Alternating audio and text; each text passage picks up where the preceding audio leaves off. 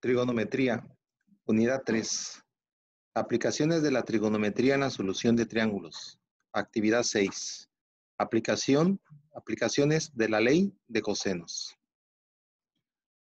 Ejemplo 1.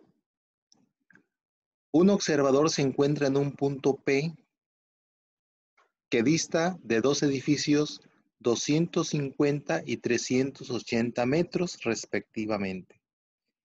Si el ángulo formado por los dos edificios y el observador es de 38 grados con 20 minutos, precisa la distancia entre ambos edificios.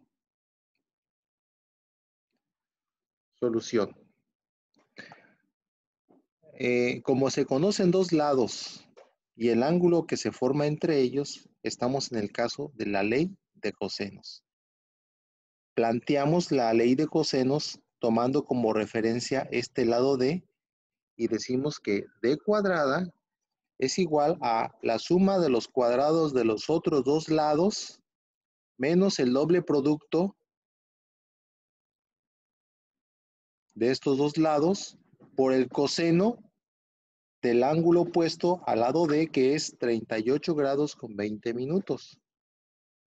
Despejando a D por transposición del cuadrado como raíz y capturando toda esta expresión de forma completa en la calculadora, para no hacerlo en partes, la respuesta comprueba porque te debe de quedar redondeada a dos decimales como 240.54.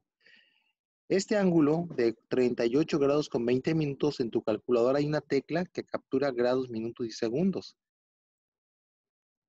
Oprimes 38, tecla de grados, aparece ese símbolo, 20, vuelves a oprimir la tecla de grados y en vez de que te aparezca minutos, te vuelve a aparecer el símbolo de grados, pero es correcto, es normal en la calculadora.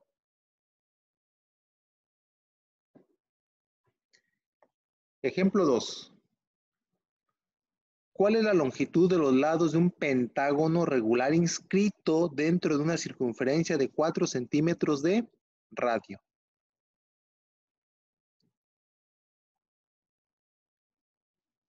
Bien.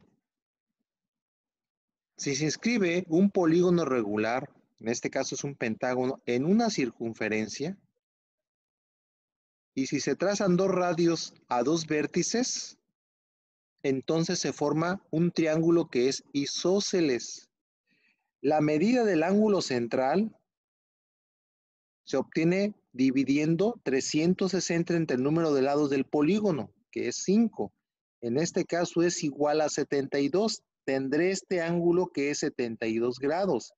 Y los lados, dos lados y el ángulo que se forma entre ellos. Por lo que aquí, planteando la ley de cosenos en L, el lado desconocido, el valor que se quiere obtener, L cuadrada es igual a la suma de los cuadrados de los lados menos el doble producto de estos lados por el coseno de este ángulo, que no lo conocía, pero que ya lo acabo de encontrar, que es 72. Despejo a L como una raíz, el cuadrado como una raíz, y capturamos toda esta expresión, toda esta operación en la calculadora de forma completa, no en partes, para que te quede una respuesta que redondeada a dos decimales debe de ser 4.70 y las unidades de centímetros se las damos porque es la unidad de entrada para medir longitudes. Aquí solamente le colocamos las unidades que corresponden. Ejemplo 3. El horario y el minutero de un reloj miden respectivamente 0.7 y 1.2 centímetros. Sí. Manecilla de la hora, manecilla de los minutos. Este mide 0.7 y este mide 1.2. Conozco dos lados, no conozco el valor del ángulo que se forma, pero hay que determinar la distancia entre los extremos, es decir, esta distancia, cuando son las 13:30, la 1:30. Bien, primero tengo que encontrar el ángulo que se forma entre las manecillas de la hora y las manecillas del minutero. En un reloj de manecillas, cuando el minutero da una vuelta completa, es decir, 360 grados, la manecilla de la hora solamente avanza 30 grados. Recuerda que la circunferencia está dividida en 12 graduaciones. 360 entre 12 indica que cada hora representa 30 grados. 360 entre 2 igual a 30. Cuando la manecilla del minutero avanza 360 grados, la de la hora solamente avanza 30 grados. Esto significa que la manecilla de la hora avanza solamente una doceava parte de lo que recorre el minutero por vuelta. Una doceava parte. A partir de las 12 horas. Bien. A las 13:30, el minutero se encuentra en esta posición y avanzó 30, 60, 90, 120, 150, 180 grados. Está ubicado exactamente en el número 6, 13:30. La manecilla de la hora que estaba a la 1:30 avanza. Si el minutero avanzó 180 grados, la manecilla de la hora que avanza una doceava parte de lo que avanza el minutero, una doceava parte de 180 en este caso, te da 15 grados. La manecilla de la hora que estaba aquí a la 1 avanzó 15 grados. Por lo que el ángulo desde las 12 horas hasta la manecilla de la hora es 30 más el desplazamiento que provocó el minutero en la manecilla de la hora, que son 15 grados. Es decir, la manecilla de la hora avanzó 45 grados, la manecilla del minutero 180. Por lo que este ángulo se obtiene con la diferencia de 180, le restamos lo que avanza de las manecillas de la hora, que son 45, y el resultado es de 135 grados. Esto repásalo hasta que quede perfectamente comprendido la explicación. Bien, si este ángulo que forma las manecillas es de 135 y conozco la longitud de las manecillas, es decir, conozco dos lados y el ángulo que se forma entre ellos, entonces planteo la ley de cosenos en D y digo, D cuadrada es igual a la suma de los cuadrados de los lados restantes menos el doble producto de la multiplicación de los lados por el coseno del ángulo, que lo acabamos de obtener y es igual a 135 grados. Despejo el cuadrado como raíz y toda esta operación se mete de forma directa en la calculadora, comprueba y redondea, porque te debe de quedar 1.77.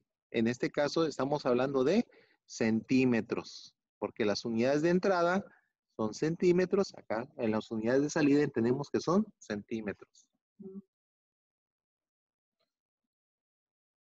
Ejemplo 4. En un plano inclinado se encuentra un poste vertical de 20 metros de altura. Si el ángulo del plano con respecto a la horizontal es de 20 grados, calcula la longitud de un cable que llegaría desde un punto a 300 metros cuesta abajo a la parte superior del poste. Esta longitud es la que tenemos que calcular. Bien, para ello tenemos que identificar los triángulos que tengo aquí. Yo me apoyo de un diagrama y separo, veo que este es el terreno, tiene una elevación de 20 grados, la longitud del poste al punto donde se va a atar el cable es de 300 metros, el poste mide 20 metros y digo, si este ángulo vale 20, en el triángulo rectángulo, por ángulos complementarios, este ángulo debe de ser de 70. Recuerda que son complementarios, sumados te deben de dar 90. Entonces, si es un ángulo, un triángulo rectángulo, como es el que está aquí descrito, este ángulo vale 70. Y este ángulo, con respecto a este otro, pues debe de ser suplementario, porque debe de sumar, sumados te debe dar 180, por lo que este ángulo es igual a 110. Hay información que se proporciona de manera directa en el ejercicio y hay otra información que vamos a deducir de forma directa utilizando triángulos y teoremas. Bien, como se conoce un lado y el ángulo que se forma entre ellos, d al cuadrado va a ser igual a la suma de los cuadrados de los dos lados restantes en este triángulo oblicuángulo menos el doble producto de estas longitudes multiplicado por el coseno de 110. Despejo a d como raíz y evalúo esta expresión y obtengo como resultado redondeado con dos decimales de 307.42 metros. Hay varios o más ejercicios por resolver que se encuentran en tu material en la serie de ejercicios.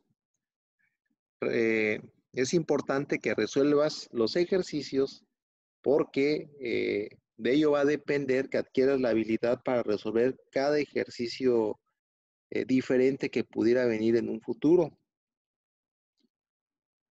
Bien, en lo que respecta al tema de la ley de tangentes y sus aplicaciones, vamos a omitir ese tema, dado que prácticamente si sabemos utilizar leyes de senos y leyes de cosenos, podemos resolver prácticamente todos los problemas de aplicaciones. Excepto, hay algunos casos muy específicos, muy puntuales, donde solamente se requiere utilizar la ley de tangentes. Pero vamos a omitirlo en este momento en el curso.